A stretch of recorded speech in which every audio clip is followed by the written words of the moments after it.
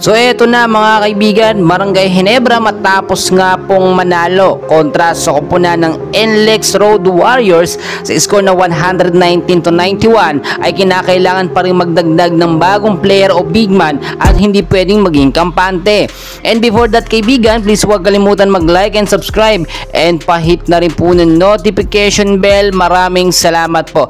Well mga kaibigan, alam naman natin kailangan ngayon ng Barangay Ginebra ay yung consistent po ng mga player. Nanalo sila ngayon tapos mamaya sa susunod na game nila ay matalo na naman. So ang nangyari dito mga kaibigan, yung may pinakamataas na naidagdag o naiambag sa Barangay Ginebra ay walang iba kundi ito pong si Stephen Holtz po mga kaibigan, which is nabigyan siya ng 30 minutes of playing time. Meron 26 points, merong 11 rebounds, 6 assists, 1 steal po mga kaibigan, which is so far maganda ito para sa ikauunlad ng Barangay Ginebra.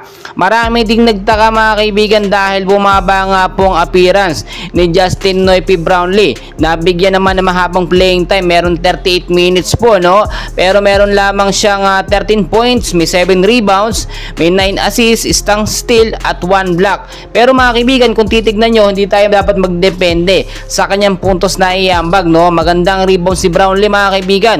Meron po siyang 7 rebounds kung ikukumpara natin dito kay Japet na merong 6 rebounds po lamang. Kaya naman ang sinasabi ko mga kaibigan, kahit po maganda yung naging performance at nanalo ang Barangay Ginebra sa NLEX ay hindi pa rin po sila dapat maging kampante. Yung plano pa rin nila na magdagdag ng big man ay dapat pa rin pong mangyayari. Alam naman natin mga kaibigan sa ilang mga updates ay nililigawan nga po ng Barangay Ginebra itong si Troy Rosario para maging kanilang big man po mga kaibigan. Alam natin malaki ang kanyang maiaambag pero syempre kailangan matutunan po ng magiging bagong big man ng Barangay Ginebra ang tinatawag na triangle offense nga po ni Coach Tim Cone. Alam natin mga kaibigan, hindi masyadong kabisado, no, ng panibagong lineup ni Coach Tim Cone ng triangle offense, especially mga bagong rookie.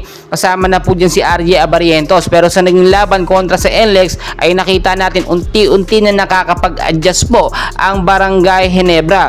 Well, dahil nga po nagbabagong sistema ng Barangay Ginebra, si Brownlee naman po naiiwan ngayon, no? Nahihirapan siya makipagsabayan dito sa kanyang mga kakampi, especially sa mga rookie, no, kapag ka nabibigyan ng mahabang playing time. Madami rin namang nakapansin, no, mababa lang naman ang minuto nitong si RJ Abarientos, pero maganda ang puntos na kanyang naitala. Meron po siyang 19 points, meron 2 rebounds, isang steal at 2 block po mga kaibigan.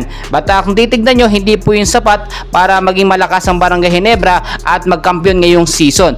Well mga kaibigan, kinakailangan pa rin merong plan A, plan B hanggang plan C ang Barangay Ginebra para makasigurado na mananalo sa mga susunod na laban. Well mga kaibigan, patuloy ko kayong i-update and please huwag kalimutan mag-like and subscribe. Maraming salamat.